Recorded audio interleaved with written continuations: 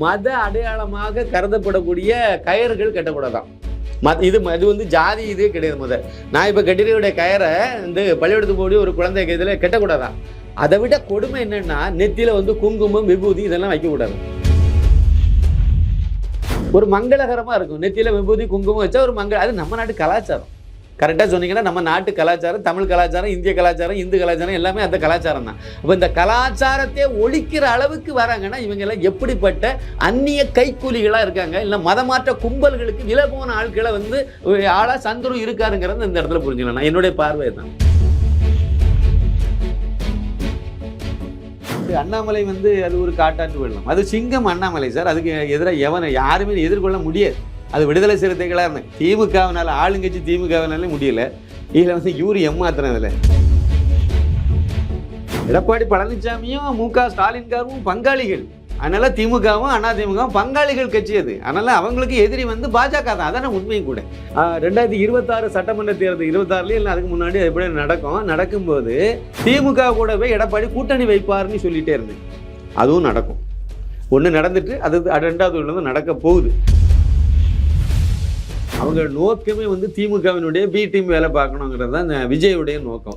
அதை கச்சிதமாக அவர் பண்ணிகிட்டே வர்றாரு. நான் ஒன்று கேட்குறேன் சார், இந்த ஆள் இவர் வந்து தேர்தலுக்கு முன்னாடி எதுக்கு கட்சி ஆரம்பிச்சார்? திருமாவளவன் என்ன கட்சி நடத்துறாரு? ஜாதி கட்சி தான் நடத்துறாரு. அவர் அனைவருக்குமானதான் சொல்லி என்ன புண்ணாக்கு கட்சி நடத்துறாரு? அவர் ஜாதி கட்சியை நடத்தி விட்டு இவர் மற்றவங்களுக்கு சொல்றாரு. அதாவது பாமக ஜாதி கட்சி, பிசிக என்ன கட்சி சார்? இது திருமாவளவன் வந்து ஒரு மாமா வளவன் சார். பச்சையாக சொல்லலாம் சார். கிறிஸ்தவ மதத்துக்கு இந்து மதத்தில் உள்ள பறையர் சமுதாயத்தை அப்படியே கூட்டி கொடுத்து மதம் மாறுன்னு சொல்லக்கூடிய ஆளு சார். முஸ்லீம் மதத்தில் நீங்கள் எல்லாம் மாறுங்கன்னு சொன்ன ஆளு சார். வெளிப்படையாக பொது மேடையில் சொன்ன ஆளு சார். இவங்களுக்கெல்லாம் அரசியல் தலைவராக இருக்க அருகதை கிடையாது. அதை விட கொடுமை. பிரகாஷ் ராஜ் ஒரு நல்ல ஒரு கணவனும் கிடையாது, ஒரு நல்ல தகப்பனும் கிடையாது, நல்ல நடிகனானா, ஒரு நல்ல தேசியவாதியும் கிடையாது. இந்த நாட்டை நேசிக்கிற ஆளும் இந்த ஆளு கிடையாது.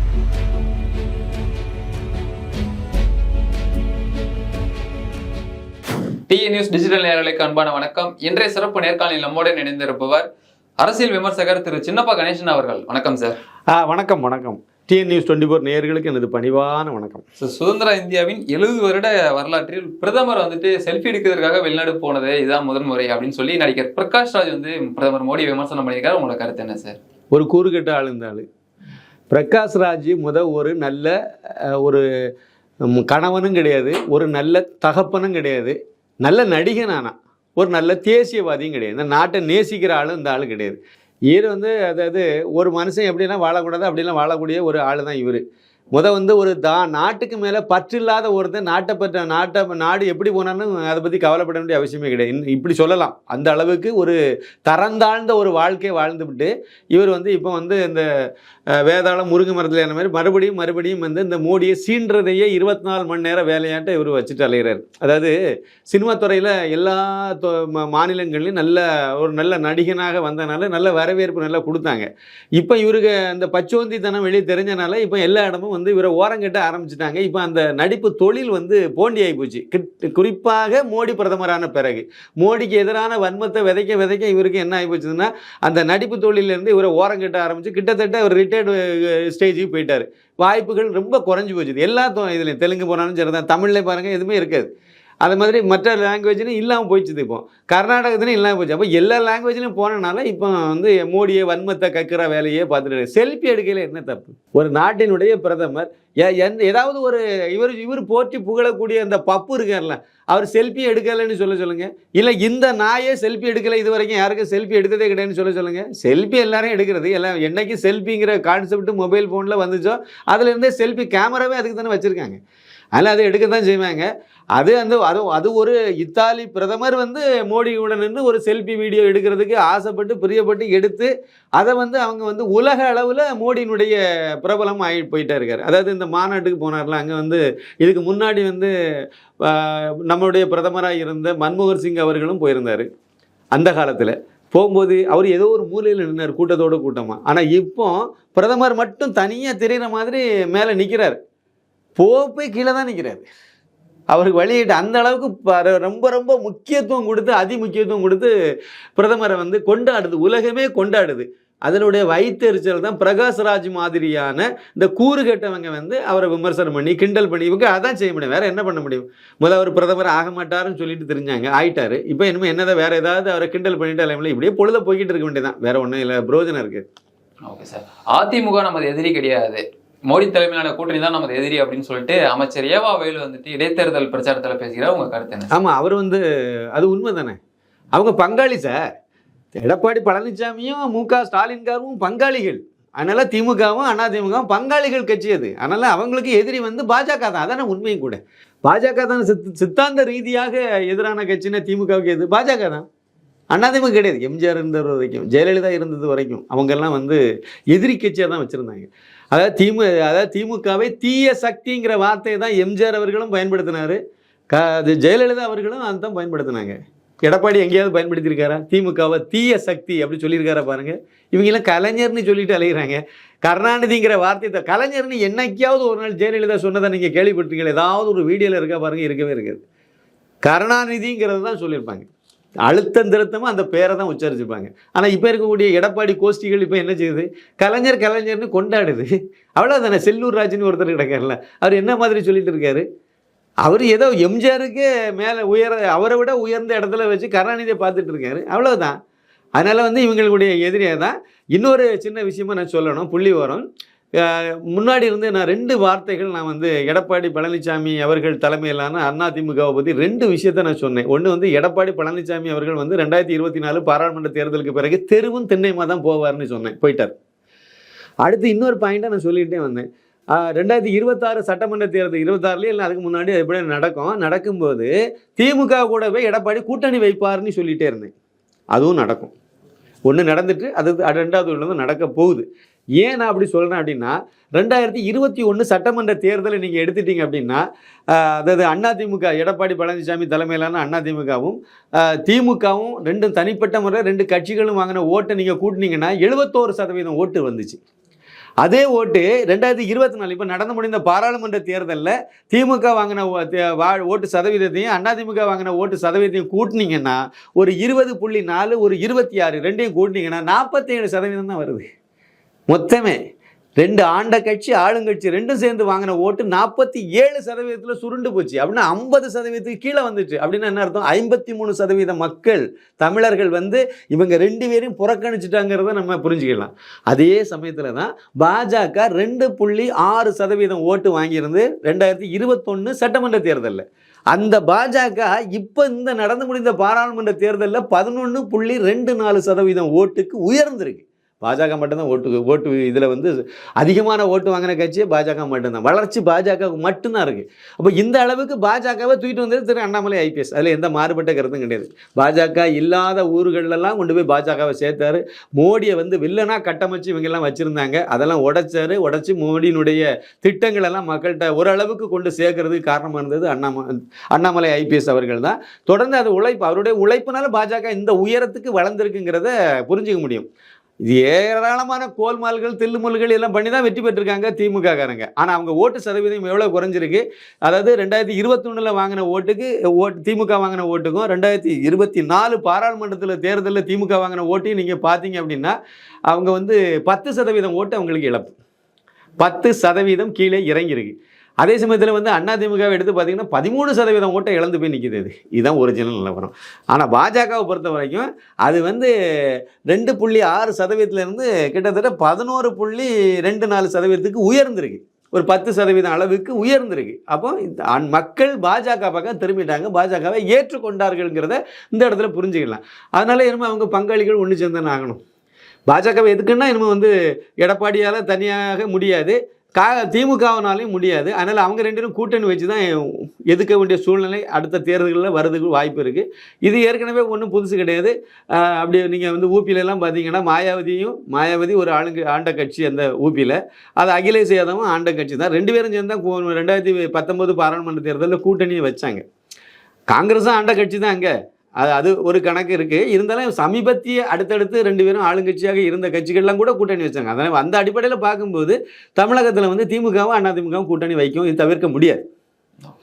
சார் தமிழகத்துல பாஜக தான் வளர்ந்துருக்குன்னு சொல்லிட்டு வரீங்க சார். ஆனா இப்போ அது கூட பாத்தீங்கன்னா ஈடா வந்துட்டு நாம் தமிழர் கட்சியும் 8% வாக்கு வாங்கி அதுவும் வந்து தனித்துவமா வந்துட்டு நாங்க வெற்றியை வந்து கொண்டாடிட்டு வராங்க. இது எப்படி சார் பாக்குறீங்க? உண்மைதான், அது வளரலைன்னு நான் சொல்லலை. ஆனா அங்க ஒரு சின்ன விஷயம் இருக்கு.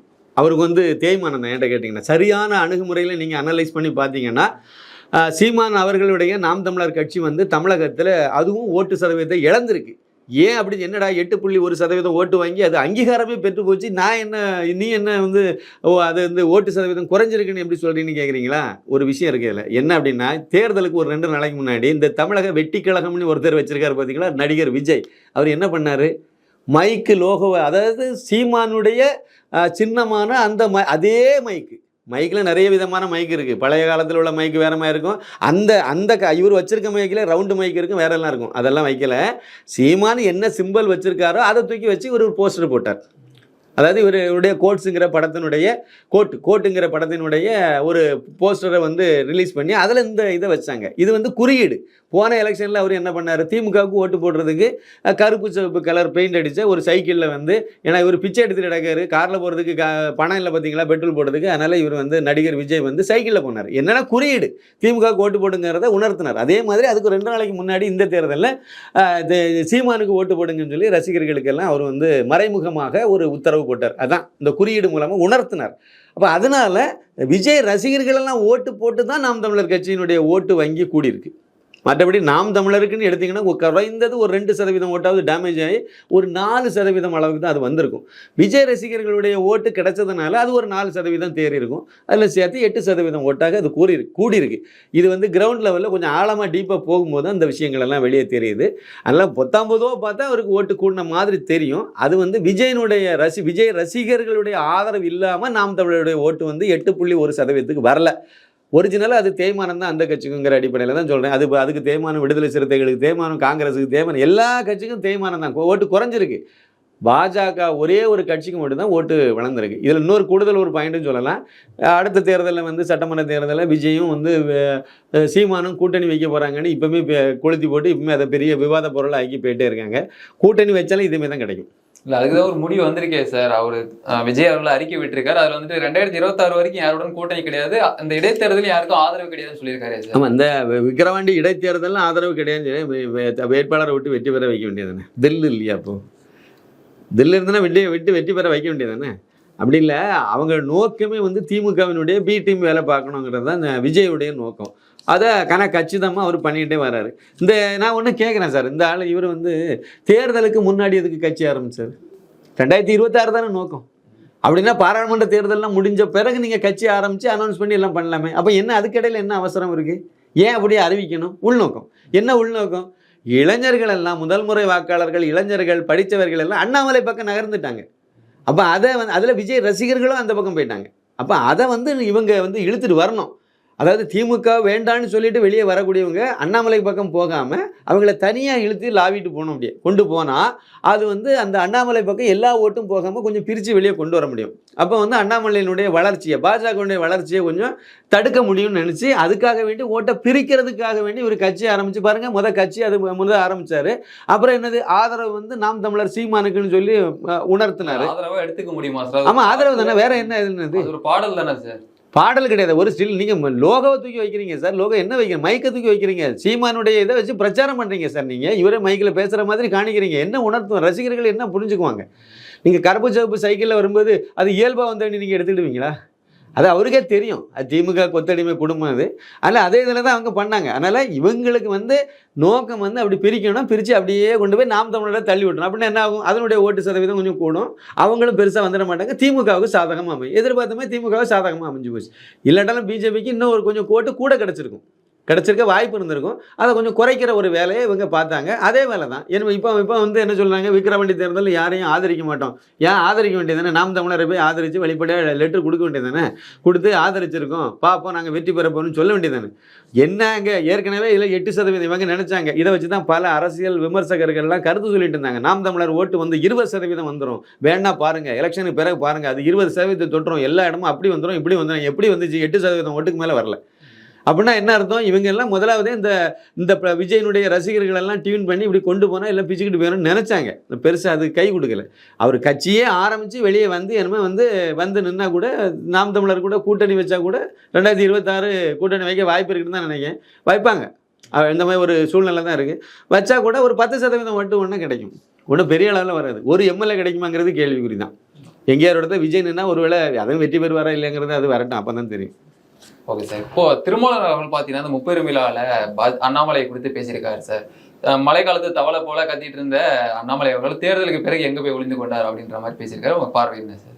ஆமாம், அவர் முக்கியமாக இவர் தேர்தல் முடிஞ்ச உடனே இவர் மட்டும் என்ன பண்ணிட்டு இருக்காரு? கோயிலாக போனார். ஏன் போனார்? தமிழகத்தில் ஓட்டு வங்கி பாஜகவுக்கு கூடி போச்சு. அதுவும் குறிப்பாக ஆந்திரா, தமிழகம் இந்த 2 மாநிலத்தை நீங்கள் முக்கியமாக எடுத்து பார்த்தீங்கன்னா இந்து ஓட்டு வங்கி உருவாயிட்டு. அது வரலன்னு சொல்ல முடியாது. பிஜேபிக்கு வந்த ஓட்டு வங்கியில் முக்கால்வாசி இது இந்து ஓட்டு வங்கி தான். அவரே ஒரு அறிக்கை விட்டுருக்காரு சார். அதில் என்ன சொல்லியிருக்காருன்னா இந்துக்கள் ஓட்டு பாஜகவுக்கு வரல, குறைஞ்சிருக்கு அப்படின்னு சொல்லி அவர் ஒரு அறிக்கை விட்டுருந்தாரு சார் திருமாவளவன் அவர்களே. அப்போ இந்து ஓட்டு வங்கி வராமல் எல்லாம் பறையர் சமுதாய ஓட்டெல்லாம் பாஜகவுக்கு வந்துட்டுன்னு அவர் ஒத்துக்கிட்டாரா? அவருக்கு ஓட்டு வங்கி ஏன் குறைஞ்சிது? இந்து ஓட்டு வங்கி வராமல் எப்படி சார் 11.24% உயர்ந்தது? பாஜகவினுடைய ஓட்டு வங்கி எப்படி உயர்ந்தது? இந்து ஓட்டு வங்கி போலரைஸ். இவர் ஒரு விஷயத்தை பார்க்கணும். திருமாவளவனை பொறுத்த வரைக்கும் எப்படின்னா தேர்தல் முடியது வரைக்கும் தான் அங்கே அந்த தேர்தல் நேரத்தில் 2 கோயிலில் போய் தலையை காட்டிட்டு திரிவார். ஆனால் அது முடிஞ்சிட்டுனா, தேர்தல் முடிஞ்சிட்டுனா சனாதன ஒழிப்பு போராளி ஆயிடுவார். பூதா இந்து மதத்தை திட்டிக்கிட்டு இந்து பெண்களெல்லாம் விபச்சாரி அதெல்லாம் சொல்லிட்டு அலைஞ்சார். அப்படி தான் கடந்த காலம். அப்படி தான் இந்த தேர்தலில் மட்டும்தான் தேர்தல் முடிஞ்ச வரைக்கும் கோயிலுக்கு போனார். ஏன் போனார்? கும்பாபிஷேகம் சொல்லிட்டு போனார். ஒரு கோயிலில் போய் சுற்றிட்டு எடுத்துகிட்டு வந்தார். எதுக்கு கோயிலுக்கு போனார்? இவர் தான் இந்து மத விரோதி ஆச்சுல. இவருக்கு கோயிலில் என்ன வேலை இருக்குது, என்ன அலுவல் இருக்குது, எதுக்கு போனவர்? என்ன காரணம்னா இந்து ஓட்டு வங்கி உருவாகி போச்சுது. எனவே இந்துக்களுக்கு எதிராக ஏதாவது பேசணும் அப்படின்னா கண்டிப்பாக மாட்டிக்கணும்னு சொல்லி புரிஞ்சு போச்சு. திமுக அரசாங்கம் மட்டும் என்ன பண்ணிச்சுது? தேர்தல் அதாவது ஓட்டு எண்ணிக்கைக்கு முன்னாடி வரைக்கும் கோயிலெல்லாம் இடிச்சுட்டு இருந்தாங்க. ஓட்டு எண்ணிக்கைக்கு முந்தின நாள் கூட இடிக்க தான் செஞ்சாங்க. ஆனால் அவங்க தான் 40 இடத்துல வெற்றி பெற்றிருக்காங்க. அப்புறம் இடிக்க வேண்டியது தானே பழையபடி. அங்கே தொழில் அதுக்கு தானே வந்திருக்கீங்க. நீங்கள் ஆட்சிக்கு வந்ததே அதுக்கு தானே. இந்து கோயிலெல்லாம் இடிக்கிறது தானே உங்களுடைய உத்தரவே தானே. அதுதானே செயல்படுத்துறீங்க. தொடர்ந்து இடிக்க வேண்டியது தானே. இப்போ ஏன் இடிக்காமல் அப்படி ஓரமாக உட்காந்துருக்காங்க? யோசிக்கணும்ல நீங்கள் என்ன. அப்புறம் அதை விட கருணாநிதி எழுதுன எப்பவோ எழுதி கலைஞர் ரெட்டி அவங்க டிவிலேயே அவரே எழுதி போட்ட அந்த ராமானுஜருடைய வாழ்க்கை வரலாறுலாம் எடுத்து இப்போ புத்தகமாகி இந்து அறநிலைத்துறை காசில் இவங்க அப்பனுடைய இதெல்லாம் எழுதி கொண்டு போய் வியாபாரம் பண்ணதுக்கு ஆரம்பிச்சிருக்காரு முதலமைச்சர். நம்மள தான் எதை சொல்ல முடியும். இந்து மதத்தை விடிய திட்டி இழிவுபடுத்தி பேசின ஒருத்தரை எழுதின போது ராமானுஜர் எழுதினார், அவர் எழுதினார். இந்து மதத்தை மேம்படுத்துறதுக்குன்னா நீங்கள் இந்து மதத்தை பரப்புவதற்காக இந்து அறநிலைத்துறை ஒரே ஒரு புக்கில் வெளியிட்டதா சொல்லுங்கள். வெளியிடலை. ஆனால் இப்போ திடீர்னு அவருக்கு நாமமெல்லாம் போட்டு ராமானுஜரை தூக்கிட்டு அலைகிறாங்க. என்ன விஷயம்னு நினைக்கிறீங்க? நாங்கள் இந்து விரோதி இல்லைன்னு காணிக்கிறாங்க. திமுக அதுக்கு முயற்சி பண்ணுது. அதே தான் திருமாவளவன் கோயிலாக ஏறி இறங்கி நாங்கள் இந்து விரோதி இல்லை. ஏன்னா இந்து ஓட்டு வங்கி போலரைஸாக ஆரம்பிச்சிட்டு அது இன்னும் அடுத்த கட்டத்துக்கு வரும்போது இப்போமே அது ஒரு 20% வந்திருக்கணும். சில காரணங்கள்னால அது ஏதோ குறைஞ்ச மாதிரி தான் எனக்கு படுது. அப்போ இது அடுத்த எலெக்ஷனில் வரும்போது என்ன ஆகும்? கண்டிப்பாக இது 20 இல்லை 30க்கு மேலே போயிடும். அது அப்போ கண்டிப்பாக நான் சொன்னல 2 கட்சியும் சேர்ந்து இவங்க 47% ஓட்டு தான் வாங்கி வச்சுருக்காங்க. திமுகவும் அதிமுகவும் சேர்ந்து. ஆனால் பாஜக மட்டும் நின்று அது 11.24% இப்போதைக்கு நிற்கிது. இப்போ அடுத்த எலெக்ஷன் வரும்போது கண்டிப்பாக இது இன்னும் கூட தான் செய்யும். ஓஹோ நம்ம இன்னும் நிறைய போட்டுக்கலாம் இப்போ இந்த ஃபீல் பண்ணுறாங்க. கண்டிப்பாக அடுத்த எலெக்ஷனில் இதான் நடக்க போகுது. அப்புறம் கூட்டணி இதெல்லாம் வச்சிருந்தனால தான் இவங்களால வெற்றி பெற முடிஞ்சது. எல்லாத்துக்கும் நல்லா தெரியுது. பணம், அதிகார துஷ்பிரயோகம், அப்புறம் தேர்தல் பணியில் ஈடுபட்டிருந்தவங்களா விலை கொடுத்து வாங்கினது, எதிர்கட்சி வாங்கினது, பாஜக காரணம்லாம் பூத் ஜெனரலாக விலைக்கு வாங்கி வச்சிருக்காங்க. விலைக்கு வாங்கி தான் அந்த வெற்றியை ஈட்டியிருக்காங்க. அதில் வருங்காலத்தில் இதெல்லாம் அண்ணாமலை முறையடிப்பார்ல, சிக்கல் உருவாகுதில்ல. அதனால தான் இப்போவே நாங்களாம் இந்து விரோதி இல்லைன்னு காணிக்கிறதுக்காக திருமாவளவன் முதற்கொண்டு எல்லாருமே பண்ணிட்டு இருக்காங்க. கோயம்புத்தூர் தொகுதி தானே. அங்கே டிஆர்பி ராஜா அவர் அந்த சாராயம் காய்ச்சிட்டு நடக்கிறல அந்த ஆள் தான். சாராயம் காய்ச்சிக்கக்கூடிய கம்பெனி தானே அப்பனும் மகனும் வச்சுருக்காங்க. அவர் எதுக்கு அங்கே மருதமலை முருகன் கோயிலுக்கு போனார்? அங்கே இவருக்கு என்ன வேலை? இவங்க தான் கடவுள் நம்புறவங்க காட்டுமிராண்டின்னு சொன்ன கும்பல் தானே. இவங்களுக்கு அங்கே என்ன வேலை? எதுக்கு கோயிலில் போய் சரணாகதி அடையணும்? நீங்கள் தான் ஓட்டுக்கு 10,000 ரூபா கொடுத்து வெற்றி பெற்றீங்க, ஜனநாயகம் வென்றதுன்னு சொல்லிட்டு போயிட்டே இருக்க வேண்டியதானே. எதுக்கு கோயிலுக்கு போனீங்க? காரணம் இதுதான். இந்து ஓட்டு வங்கி உருவாயிட்டு இது அப்படி ஏற முகமாக டாப் கியரில் போகுது. அதே சமயத்தில் திமுகவுக்கு வீழ்ச்சி, அதிமுகவுக்கு வீழ்ச்சி, இந்த ஓட்டு மட்டும் கூடுது. ஏன் கூடுதுன்னு யோசிக்கும் போது இந்து ஓட்டு வங்கி உருவாகுதுங்கிறத புரிஞ்சுக்கிட்டாங்க. அதனால தான் திருமாவளவன் இல்லை அதாவது கிறிஸ்தவங்க எல்லாம் ஒன்று சேர்ந்து திமுகவுக்கு ஓட்டு போட்டால் தப்பு இல்லை, அது ஒரு ஓட்டு வங்கியை உருவாக்கி முஸ்லீம்கள் எல்லாம் ஒன்று சேர்ந்து திமுகவுக்கும் காங்கிரஸுக்கும் ஓட்டு போட்டால் விடுதலை சிறுத்தைகளுக்கும் ஓட்டு போட்டால் தப்பு கிடையாது. ஆனால் இந்து ஓட்டு வங்கி மட்டும் வந்துடக்கூடாது அப்படிங்கிற உறுதியாக இருக்காங்க. ஆனால் எப்படி தடுக்கிறது? இது ஒரு காட்டாற்று வெள்ளமாச்சே, அண்ணாமலை தலைமையில் எல்லாம் லீட் ஆகி போயிட்டு இருக்கு. அதனால் இனிமேல் இது தவிர்க்க முடியாது. ஆனால் வந்துட்டு ஓட்டு வங்கி உருவாகி போச்சுது. இதில் எனக்கு இன்னொரு வருத்தம் உண்டு திருமாவளவன் மேலே. 1000 விமர்சனம் பண்ணிட்டு அலைஞ்சாலும் இந்த பாயிண்ட் வந்து எனக்கு ரொம்பவே எரிச்சலை ஏற்படுத்தின ஒரு விஷயம். என்ன அப்படின்னா, சிதம்பரம் தொகுதியில் இந்த ஆள் வெற்றி பெற்றதுக்கு வாய்ப்பு கிடையாது. ஆனால் வெற்றி பெற்றார். தேர்தலுக்கு முன்னாடி ஓரளவுக்கு நமக்கும் புரிய ஆரம்பிச்சுது. முக்கியமாக ஒரு விஷயம் என்னென்னா, இவர் வெற்றி பெற காரணமே அங்கே இருந்த வன்னியர்கள். இவர் யாரை எதிர்த்து அரசியல் பண்ணிட்டு இருக்காரு? வன்னியரை எதிர்த்து தான் அரசியல் பண்ணிட்டு இருக்காரு. வன்னியனை வெட்டு வன்னியம் பொண்ணை கெட்டுன்னு சொல்லிட்டு தான் ஊர் பூதா பிரச்சாரம் பண்ணி தான் கட்சியை வளர்த்துட்டு திரியிறார். ஆனால் இவர் வெற்றி பெறதுக்கு காரணமாக அமைஞ்சது வன்னியர் சமுதாயம். எப்படி அமைஞ்சதுன்னா, இவங்களே வந்து அதிமுக கூட சேர்ந்து ஒரு பிரச்சாரத்தை கிளப்புனாங்க. திருமாவளவன் தோக்கணும்னா நீங்கள் பாஜகவுக்கு ஓட்டு போட்டுறானுங்க. பாஜக பெரிய கட்சி இல்லை, சிதம்பரம் தொகுதி முழுக்க பெரிய கட்சி கட்டமைப்பு கிடையாது. அதனால் நீங்கள் அந்த பாஜக ஓட்டு போட்டால் திருமாவளவன் பழிபடியும் வந்துடுவார். அதனால் நீங்கள் என்ன பண்ணணும்னா, நீங்கள் எல்லோரும் அதிமுக ஓட்டு போட்டுருங்க. நல்லா அந்த ஓட்டை எடுத்து அனலைஸ் பண்ணி பாருங்கள். அவருக்கு ஓட்டு குறைஞ்சிருக்கு, திருமாவளவனுக்கு போன வாட்டி வாங்கின ஓட்டோட குறைஞ்சிருக்கு. ஆனால் அதே சமயத்தில் இந்த ஓட்டு பாஜகவுக்கு முழுக்க வர வேண்டிய ஓட்டை, முக்கால்வாசி ஓட்டை அப்படியே திசை திருப்பி திருமாவளவன் வந்துடக்கூடாது நினச்சியே கொண்டு போய் ரெட்டையிலைக்கு போட்டு அவங்களும் வெற்றி பெறல, ரெட்டையிலையும் வெற்றி பெற முடியாமல் போச்சுது, பாஜகவும் வெற்றி பெறல, பாஜக 3வது இடத்துக்கு போயிட்டு. அப்போ அதனால அந்த சந்தடி சாக்கில் வந்தவர் தான் இவர். இந்த இவருக்கு நல்லா தெரியும். திருமாவளவனுக்கு இது தெரியாதுன்னு கிடையாது. இந்த மாதிரி ஓட்டு டிவைட் ஆகிறதுனால நம்ம வெற்றி பெற முடியுங்கிறது தேர்தலுக்கு முன்னாடியே அது தெரிஞ்சு போச்சுது. அதை கரெக்டாக அந்த காயை நகர்த்தினாங்க. வன்னியர்கள் தலையிலே முளை வரைச்சி விட்டுட்டாங்க. இது முக்கியமான விஷயம். ஆனால் அந்த கொஞ்சம் கூட நன்றியே இல்லாமல் இந்த ஆள் என்ன வேலை பார்த்தாரு தெரியுமா?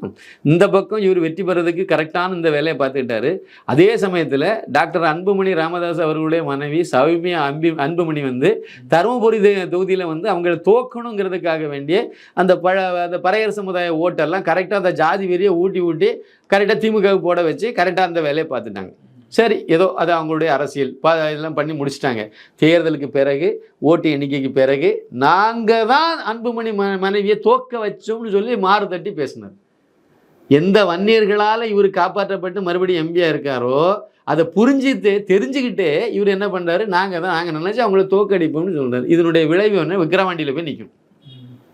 விக்கிரவாண்டியிலே வன்னியர் தானே இருக்காங்க அதிகமாக. அவங்களுக்கு அந்த உணர்வு இதெல்லாம் நல்லா புரிய தானே செய்யுது. அதனால் விக்கிரவாண்டி தொகுதியில் இதனுடைய ரியாக்ஷன் கண்டிப்பாக அங்கே இருக்குங்கிறது தான் என்னுடைய கருத்து.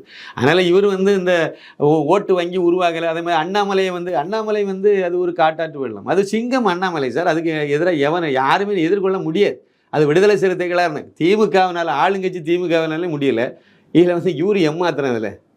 அதில் இவர் அங்கே கிடந்து இவர் மழை நேர தவளை மாதிரி இருக்கார்ல, அதே மாதிரி இவரும் கிடந்து ஒரு தவளைன்னு இவர் சொன்ன டைலாக இவருக்கே எடுத்துக்கலாம். அது மாதிரி இவர் அங்கங்கே கத்திட்டு தெரிய வேண்டியதான். அது போலவே அதே விழால இன்னொரு வார்த்தை விட்டுருக்காரு சார். அதாவது சாதி மத அரசியலுக்கு தமிழகத்துல கால் ஊன்ற முடியாது. அது இன்க்ளூடிங்கா ஒரு 2 தொகுதி மென்ஷன் பண்ணி சொல்லியிருக்காரு சார். கோவை தொகுதியும் தருமபுரி தொகுதியும் எடுத்துக்காட்டு, அதுதான் மக்கள் கொடுத்த பாடம் அப்படின்னு சொல்லி விளக்கம் கொடுத்துருக்காரு. உங்க பார்வை இவர் என்ன புண்ணாக்கு என்ன கட்சியும் நடத்துறாரு? இல்ல தெரியாம தான் கேட்கறேன். திருமாவளவன் என்ன கட்சி நடத்துறாரு? ஜாதி கட்சி தான் நடத்துறாரு. அவர் அனைவருக்குமானதான் சொல்லி என்ன புண்ணாக்கு கட்சி நடத்துறாரு? அவர் ஜாதி கட்சியை நடத்தி விட்டு இவர் மற்றவங்களுக்கு சொல்றாரு. அதாவது பாமக ஜாதி கட்சி, விசிக என்ன கட்சி சார்? அதுவும் பறையர் சமுதாயத்தை மட்டும்தானே வச்சு வண்டியை ஓட்டிட்டு நடக்கிறாங்க. அதை வச்சு தானே செய்துட்டு இருக்காங்க.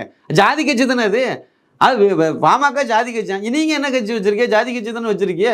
இவங்க மட்டும் எல்லாத்துக்கும் பொதுவான கட்சி வச்சிருக்காங்களா? ஏன் அதில் எத்தனை பிராமணன் இருக்கான் சொல்லுங்க? நீங்க எத்தனை பிராமணனுக்கு இதை பூர்வல அறுத்துட்டு தெரிய கும்பல், நீங்க இந்து மதத்தை ஒழிச்சு கட்டணும்னு சொல்லிட்டு தெரியக்கூடிய கும்பல். இன்னும் சொல்ல போனா இது திருமாவளவன் ஒரு மாமா வளவன் சார்.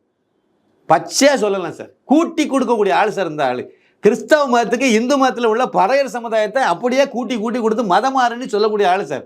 முஸ்லீம் மதத்தில் நீங்கள் எல்லாம் மாறுங்கன்னு சொன்ன ஆள் சார். வெளிப்படையாக பொது மேடையில் சொன்ன ஆள் சார். இவங்களுக்கெல்லாம் அரசியல் தலைவராக இருக்க அருகதை கிடையாது. அதை விட கொடுமை, அவரை நம்பி வரக்கூடிய சமுதாயத்தை, இளைஞர்களை ஒருத்தன் 10 கேஸாவது எஃப்ஐஆர் நீ வாங்குன்னு சொல்ல, அப்போ தான் நீ விடுதலை சிறுத்தைகளுடைய தொண்டன் அப்படி சொன்ன ஆள் சார்.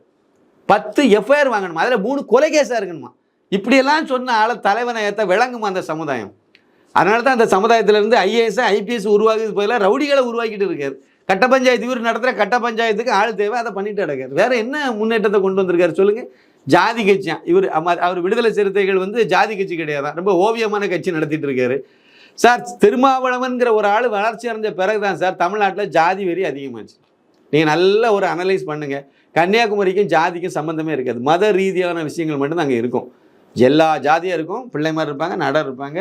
அப்புறம் அங்கே சாம்பவர் பறையருங்கிறது அங்கே சாம்பவர் இருப்பாங்க. எல்லா ஒன்றுக்கு ஒன்றுல எந்த பாகுபாடும் இருக்காது. அவங்கவுங்க வேலையை பார்த்துட்டு போயிட்டே இருப்பாங்க. ஜாதி பிரிவுகள் மட்டும்தான் இருக்கும். நான் சின்ன வயசுல இருந்தே நான் இதை பார்த்துருக்கேன். எங்கள் ஊரில் நாடார் அப்படின்னா பக்கத்தில் இருக்கக்கூடியது பிள்ளைமார் ப்ளஸ்ஸு இவங்க இங்கே பறையர்னு சொல்லக்கூடிய அது எங்கள் இதில் சாம்பவர் அவங்களும் பக்கத்தில் இருக்காங்க. எல்லாமே நான் அவங்க வீட்டிலலாம் போய் சாப்பிட்ருக்கேன். எங்கள் வீட்டில் அவங்க சாப்பிட்ருங்க. அந்த அளவுக்கு தான் நாங்கள் பழக்கப்பா இருந்துட்டு இருந்தோம். இன்றைக்கி எப்படி இருக்குது தெரியுமா? திருமாவளவன் ஒரு விடுதலை சிறுத்தைகள் ஒரு கட்சியை உருவாக்கி அங்கே வரைக்கும் அந்த ஜாதி வெறியை விதைச்சி வச்சாச்சு. எந்த காலத்துலையும் நீங்கள் மற்ற ஜாதி கூட நீங்கள் ஒன்றா இருக்கக்கூடாது, இயங்கக்கூடாது, பிரிஞ்சு தான் நிற்கணுங்கிறதுக்கு அங்கே விதை போட்டு அங்கே வச்சுருக்காங்க. எங்கள் ஊருக்கு கொண்டு போய் சேர்த்துட்டாங்க. மருங்கூர் பஞ்சாயத்துக்குள்ளே கொண்டு போய் சேர்த்து வச்சு அங்கேயும் ஜாதி இதை உருவாக்கியாச்சு. இப்போ என்ன ஆகும்? அப்படியே அமைதியாக இருக்கக்கூடிய அந்த பிள்ளைமார் சமுதாயம் இல்லைன்னா நாடார் சமுதாயத்தை இப்படி கொம்பு செய்வாங்க, அப்படியே போய் நோண்டுவாங்க. அங்கே நிறைய சமத்துவம் நடந்துகிட்டு இருக்குது. அதை போய் இவங்க கெடுக்கிற மாதிரி நம்ம அடுத்து செய்வாங்க. இந்த மாதிரி ஒரு கட்சியை தேவை. இது ஒரு ரவுடி கட்சி, அதெல்லாம் என்கிட்ட கேட்டால் இதெல்லாம் அங்கீகரிக்கவே கூடாது. என்ன செய்யறது? சூழ்நிலையின் காரணமாக இவங்க எல்லாம் இருக்காங்கன்னு நம்ம எடுத்துக்கலாம். இப்போ தமிழக அரசுகிட்ட பார்த்தீங்கன்னா முன்னாள் நீதிபதி சந்துரு அவர்கள் தலைமையிலான குழு ஒரு அறிக்கை தாக்கல் பண்ணியிருக்காங்க சார். மாணவர்கள் பள்ளியில் இந்த கயிறு கட்டக்கூடாது, அந்த விபூதி பொட்டுக்கெல்லாம் வைக்கக்கூடாது, அந்த ஒரு கட்டுப்பாட்டை கொண்டு வரணும் அப்படின்னு சொல்லியிருக்காங்க. உங்களோட பார்வை என்ன? ஆமாம், அது சுத்தமான அக்குமார்க்கு இந்த விரோதம்னு நான் சொன்னேன் சார். நீங்கள் எதனால இந்த குழுவை அமைச்சார் மு.க. ஸ்டாலின் காரு? எதனால் பண்ணார்? ஒரு வருஷத்துக்கு முன்னாடி அந்த நாங்குநேரியில் மாணவர்கள் இடையில, அதாவது மாணவர்கள்லாம் சேர்ந்து ஒரு மாணவரை வெட்டிட்டாரு அப்படின்னு சொன்னாங்க.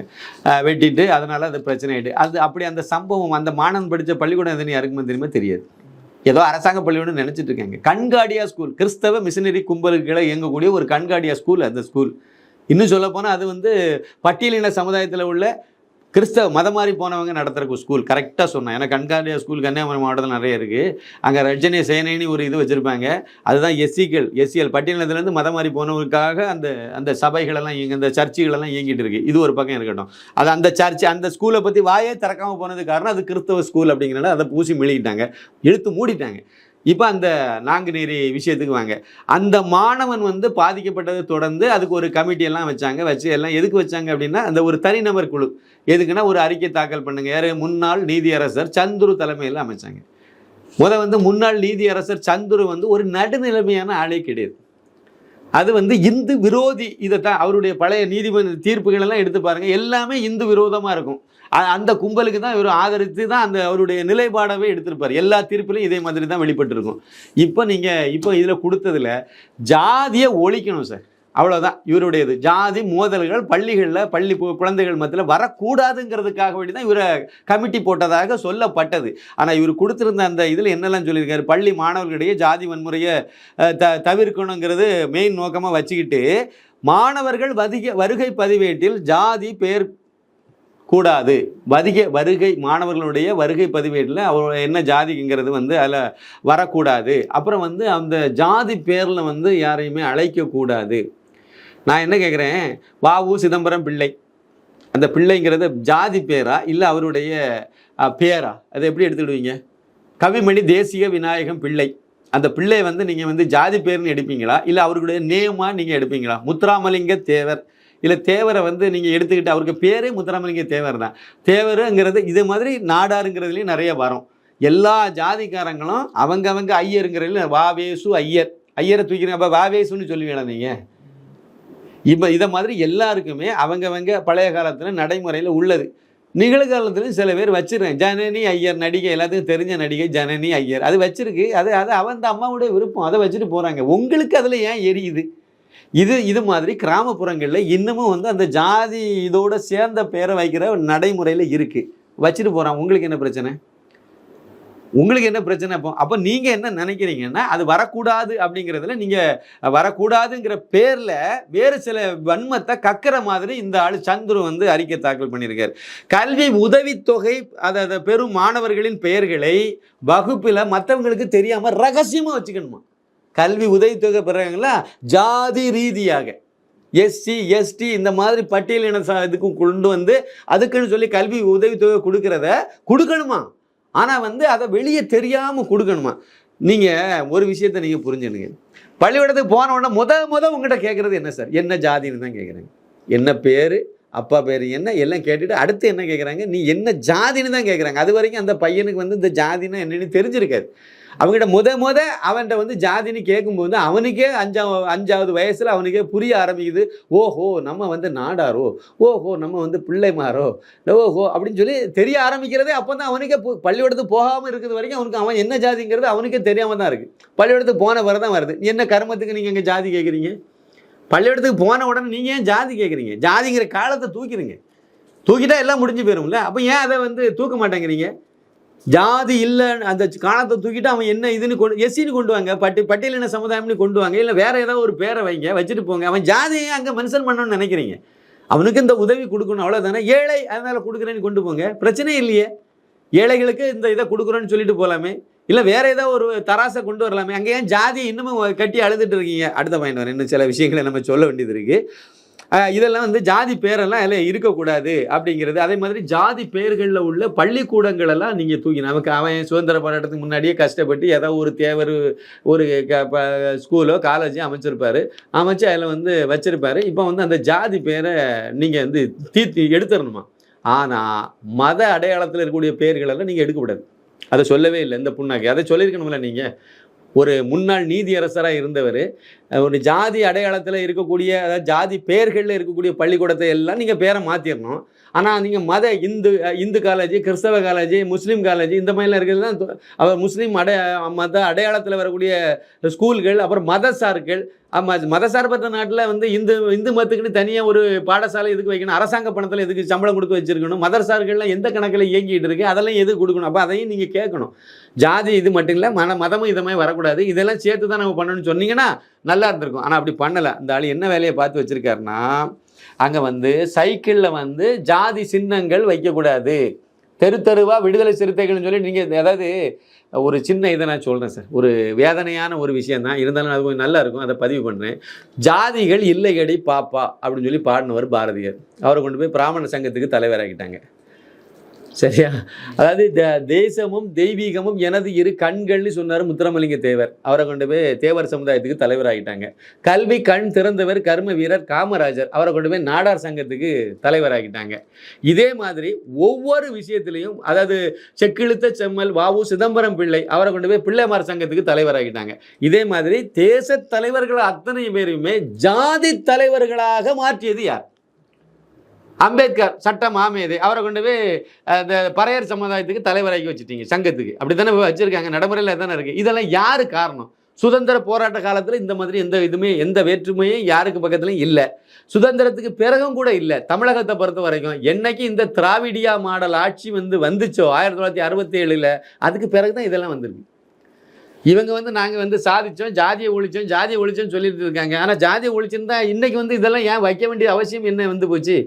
இந்த ஆள் கொடுத்ததில் முக்கியமான ஒரு விஷயம் என்னென்னா, அதாவது ஜாதி, அதாவது மத அடையாளமாக கருதப்படக்கூடிய கயர்கள் கட்டக்கூடாதான். இது ஜாதி இதே கிடையாது. நான் இப்போ கட்டிடக்கூடிய கயரை பள்ளிக்கூடத்துக்கு போய் ஒரு குழந்தை இதில் கட்டக்கூடாதான். அதை விட கொடுமை என்னென்னா, நெத்தியில் குங்குமம் விபூதி இதெல்லாம் வைக்கக்கூடாதான். நீங்கள் எதுக்காக வேண்டி இந்த குழு அமைச்சிருக்கு? ஜாதிக்கு இடையில் ஏதாவது பிணக்குகள் மாணவர்கள் மத்தியில் வரக்கூடாது, அது வராமல் தடுக்கிறதுக்கு முன்னெச்சரிக்கை என்ன பண்ணலாங்கிறதுக்காக வேண்டி போட்ட குழு. ஆனால் என்ன பரிந்துரை பண்ணுது பாருங்கள், இதான் விஷத்தை கேட்குறது. என்ன அப்படின்னா, மத ரீதியான அடையாளம். அப்போ இந்து மாணவிகள் நெத்தியில் குங்குமம் வைக்கிறது உங்களுக்கு உறுத்துது, அது வைக்கப்படாது. ஏன்னா கிறிஸ்தவ முஸ்லீம் குழந்தைகளுக்கு நெத்தியில் அது இல்லாமல் இருந்து இந்து குழந்தைகள் மத்தியில் நெத்தியில் அந்த விபூதியோ குங்குமம் இருக்குது, அது ஒரு அழகை கொடுக்குது. அது இந்த குழந்தைகளையும் அது இழுக்குது. அப்போ நம்ம அதுலேருந்து மதம் மாறி போயிட்டோமோ, இந்து மதத்தில் இது இருக்குதோங்கிற எண்ணம் அந்த குழந்தை வரக்கூடாதான். அது வராமல் தடுக்கிறதுக்கு நீங்கள் எல்லாத்தையும் அழிச்சு விட்டுட்டீங்கன்னா பேரும் இல்லை. அப்போ அந்த குழந்தைகளுக்கு அப்போ இந்து குழந்தைகளுக்கு ஒரு ரம்மியமாக இருக்கும். என்ன அது? ஒரு மங்களகரமாக இருக்கும். நெத்தியில் விபூதி குங்குமம் வச்சா ஒரு அது நம்ம நாட்டு கலாச்சாரம். கரெக்டாக சொன்னீங்கன்னா, நம்ம நாட்டு கலாச்சாரம், தமிழ் கலாச்சாரம், இந்திய கலாச்சாரம், இந்து கலாச்சாரம் எல்லாமே அந்த கலாச்சாரம் தான். அப்போ இந்த கலாச்சாரத்தை ஒழிக்கிற அளவுக்கு வராங்கன்னா இவங்கெல்லாம் எப்படிப்பட்ட அந்நிய கைக்கூலிகளாக இருக்காங்க, இல்லை மதமாற்ற கும்பல்களுக்கு விலை போன ஆட்களை ஆளாக சந்துரு இருக்காருங்கிறது இந்த இடத்துல புரிஞ்சுக்கலாம். என்னுடைய பார்வை தான். நிச்சயமாக இவங்க எல்லாம் வந்து எந்த காலத்திலையும் வந்து அதாவது இந்து மதத்தை அழிக்கணும்னு உள்ள அனைத்து வேலையும் செய்வாங்க. பாருங்க இதில் இந்த நாங்குநீரில் அந்த பையனுடைய அந்த பையனு மேலே தாக்குதல் நடத்தினாங்க, வெட்டு எல்லாம் செய்தாங்க, எல்லாம் பண்ணாங்க, முடிச்சாங்க. அது முடிச்ச உடனே அடுத்த ஸ்டெப் என்ன தெரியுமா, திரும்ப வளவன் பண்ணார். நேர அந்த ஊரில் அது வரைக்கும் கிளை கிடையாது, விடுதலை சிறுத்தைகள் கட்சிக்கு கொடியும் கிடையாது, கிளையும் கிடையாது. நேரவே ஒரு கொடி கம்பத்தை நட்டாங்க. அங்கே என்ன ஆகும், பக்கத்தில் இருக்க தேவருக்கும் நீங்களும் தொடர்ந்து சண்டை போடுங்க அப்படிங்கிறதுக்கு அங்கே ஆயத்தமாக்கி ஒரு இதை உருவாக்கி வச்சாங்க. வேற என்ன எப்படி வந்து அந்த துவேஷத்தை இல்லாமல் எப்படி கொண்டு வருவீங்க? ஜாதி கட்டாயம் இருக்கணும். ஜாதி வந்து ஒவ்வொரு ஜாதிக்கும் ஒரு கலாச்சாரம் இருக்குது, ஒரு பண்பாடு இருக்குது. ஆனால் ஜாதி துவேஷம் இருக்கக்கூடாது, ஜாதி வெறி இருக்கக்கூடாது. அதை மட்டும் நீங்கள் பார்த்தனாலே போதும். ஸ்கூல் காலேஜுகளில் வந்து முதல் ஜாதி பேரில் நீங்கள் வந்து அந்த கொடுக்குறீங்களா, அதை வளர்த்து தூக்கி தூரப்படலாம். ஜாதியே நீங்கள் உள்ளே போகும்போது ஜாதிங்கிற பேரில் நீங்கள் இந்த மாதிரி அடையாளத்தை அதெல்லாம் தூக்காம எல்லாத்தையும் தூக்கிட்டு கடைசியில் நீ என்ன ஜாதின்னு கேட்கும்போது அந்த ஜாதி தானே சொல்லுவீங்க. போன உடனே கேட்டு பிடிக்கிறீங்களே. ஜாதி பதிவேட்டில் எதுக்கு ஜாதியை கொண்டு போய் எதுக்கு ஸ்கூல் பதிவேட்டில் வந்து ஏற்றணும்? அதில் அப்போ பள்ளிக்கூடத்தில் பதிவேட்டில் ஜாதியை கொண்டு ஏற்றி வச்சுட்டு அப்புறம் ஜாதியை சொல்லாத, ஜாதி என்ன ஜாதின்னு எல்லாம் தெரியதான் செய்யும். ஆனால் நீங்கள் இதெல்லாம் மென்ஷன் பண்ணாமல் ஜாதி அடிப்படையில் சலுகைகள் இது எல்லாமே வரக்கூடாது சார். அது ஜாதியை சொல்லக்கூடாது, ஜாதியை இது வரைக்கக்கூடாது, மத சாயம் இந்த நெத்தியில் விபூதி குங்குமம் எல்லாம் வைக்கக்கூடாது. ஆனால் ஜாதி அடிப்படையில் தான் வந்து சலுகைகளை கொடுக்கணும். அது என்ன லாஜிக்? இப்படி ஒரு நீதிபதி கொடுக்குறாரு, அறிக்கை கொடுக்குறாரு, ஜாதி அடிப்படையில் தான் இதெல்லாம் கொடுக்கணும், ஆனால் ஜாதி இருக்கக்கூடாது. ஆனால் ஜாதியை பற்றி அவனும் சொல்லக்கூடாது. என்ன கர்மம்னு எனக்கு தெரியல. இந்த ஆட்களெல்லாம் வந்து இந்த மிஷினரி கும்பல்கள், அப்புறம் அந்நிய ஜிகாதி கும்பல்களுக்கு விலை போன ஆட்கள்னு நான் சொல்லுவேன். அவங்க அதுக்காக வேண்டி ஒரு அறிக்கையை தயார்படுத்தியிருக்காங்க. இனிமேல் இதை அடிப்படையாக வச்சு நான் செய்ய போகிறேன்னு சொல்லி இந்த ஸ்டாலின்காரர் இருக்கார் பார்த்தீங்களா, அந்த ஓங்கோல் வம்சாவளி முதலமைச்சர், இவர் வந்து அடுத்து நம்ம ஒரு ஸ்டெப் எடுப்பார். இதில் அந்த ஸ்கூல் காலேஜுக்கு போகும்போது நம்ம விபூதி வைக்கக்கூடாது, குங்குமம் வைக்கக்கூடாது அப்படின்னு சொல்லி இந்த விரோத செயலை அடுத்து செய்ய போகிறாங்க. அதுக்கு வந்து இவங்ககிட்ட ஒரு அறிக்கையை காரணமாக வச்சுட்டு அவங்க இஷ்டத்துக்கு கடந்த காலம் அப்படி தான் செய்கிறாங்க. ஆனால் நான் எச்சரிக்கிறேன், ஆந்திராவில் இதே மாதிரி தான். அங்கே ஒருத்தர் ஜெகன்மோகன் ரெட்டின்னு ஒருத்தர் வந்து இந்து கோயிலாக இடிச்சுட்டு அலைஞ்சார். கக்கூசுரம் முதற்கொண்டு எல்லா இடமும் அவங்க அப்பா ஒய்எஸ் ராஜசேகர ரெட்டிக்கினுடைய பேராக வச்சுட்டு அலைஞ்சார். எங்கே திரும்பினாலும் அது வந்து அவங்க அப்பா பேர் தான் தெரியணும்னு வச்சார். எல்லா திட்டத்துக்கும் அவங்க அப்பா பேரை தான் வச்சார். நீங்கள் இந்த பேராச்சல மாதிரி நினைவு சின்னம்லாம் வச்சுட்டு அலைஞ்சாங்க. விளைவு என்னாச்சு? ஒட்டுமொத்த இந்துக்காரனும் சேர்ந்து அந்த தூக்கி வெளியே போட்டுட்டான். தமிழ்நாட்டிலையும் அதை அவ்வளோ நீங்கள் பண்ணிட்டு இருக்கீங்க. உங்களுக்கும் அதே மாதிரியான ஒரு முடிவு தான் வரும். தொடர்ந்து பேசுவோம். நேர்காணல் கொடுத்து தகவலை பகிர்ந்து கொண்டமைக்கு நன்றி சார். மிக்க நன்றி. நன்றி, வணக்கம்.